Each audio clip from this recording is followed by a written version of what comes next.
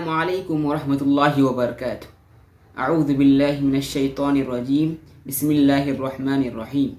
الحمد للہ رب العالمین، والصلاة والسلام علی سید الانبیاء والمرسلین، محمد وعلی آلہ وصحبہ اجمعین، اما بعد۔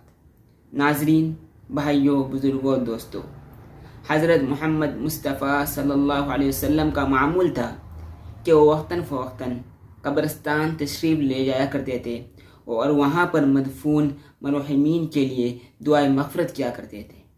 ایک مرتبہ حسب معمول نبی کریم صلی اللہ علیہ وسلم قبرستان چلے گئے تو ایک قبر کے پاس دیکھا کہ ایک خاتون ہے، وہ قبر کے پاس بیٹھ کر زار و قطار رو رہی ہے اور بہت پریشان ہے۔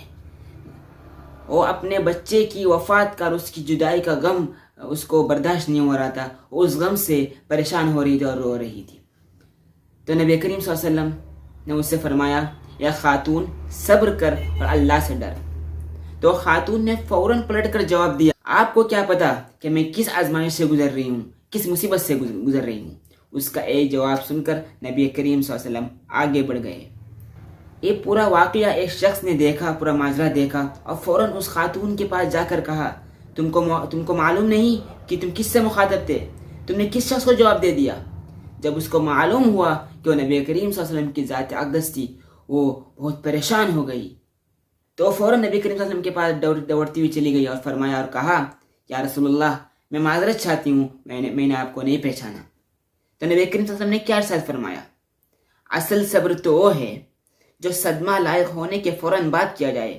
اللہ تعالیٰ کا ارشاد ہے، اے ابن آدم، جب میں تم سے تمہاری کوئی محبوب چیز واپس لوں اور تم کو صدمہ لاحق ہو، اگر تم اس پر صبر کرو اور ثواب کی امید رکھو تو تمہارے لیے جنت کے سوا کسی اور چیز پر راضی نہیں ہوتا۔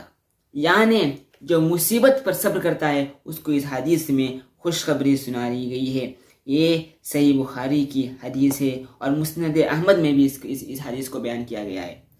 تو ظاہر سی بات ہے کہ ایک صحیح حدیث ہے اور نبی کریم صلی اللہ علیہ وسلم کی احادیث سے ہم کو پیغام ملتا ہے کہ شروعاتی دنوں میں نبی کریم صلی اللہ علیہ وسلم نے صحابہ کو قبرستان جانے سے روکا تھا۔ وہ ایک تفصیلی موضوع ہے، مجھے وہاں پر نہیں جانا ہے، مگر مجھے آپ کو جو پیغام دینا ہے، بعد میں جو حکم دیا کہ تم قبرستان جایا کرو، اس لیے کہ وہ موت کو یاد دلائے گا۔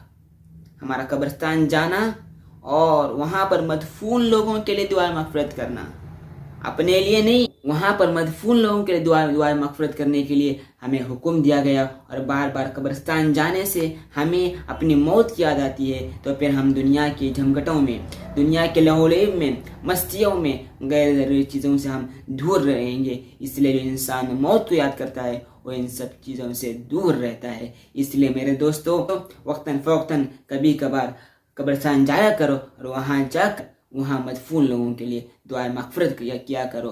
اللہ تعالیٰ مجھے بھی اور آپ کو بھی ان باتوں پر عمل کرنے کی توفیق عطا فرمائے۔ وآخر دعوانا ان الحمد للہ رب العالمین۔